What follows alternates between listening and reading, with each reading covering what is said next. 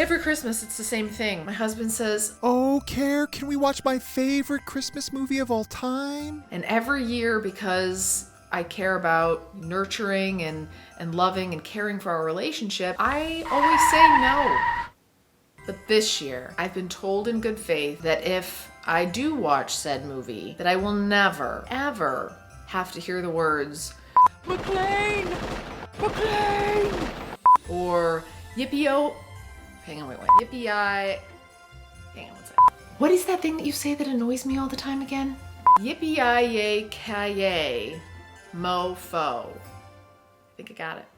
So this episode is really for me more than anything else, in the hopes and the dreams that someday my husband will stop saying, Care, how have you never seen Die Hard?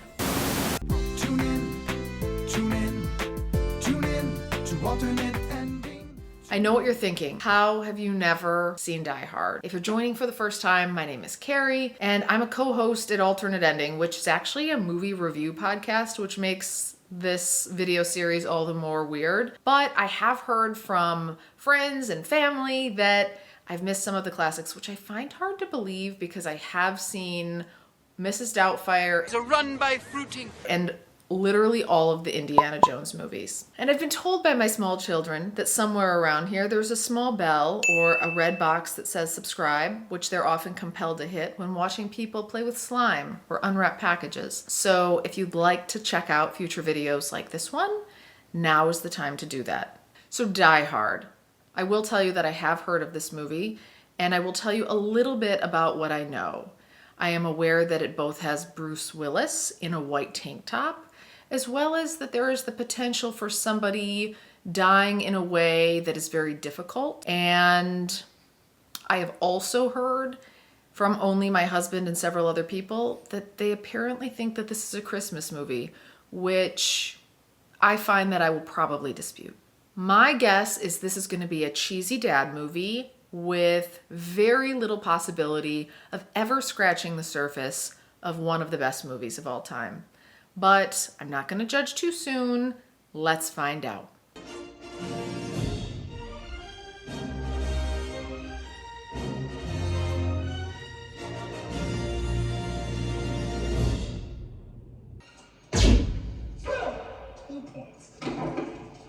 Well, I'm back. And the thing I feel good about is that I was almost 100% correct in what I thought the movie was going to be about. It was Bruce Willis. He was in a tank top, and there were people nearly dying through this entire action movie. The other important thing that I was looking for, is this really a Christmas movie? And there was some Christmas music. I'm going to admit that. There was also a small statue of a snowman. That was also there.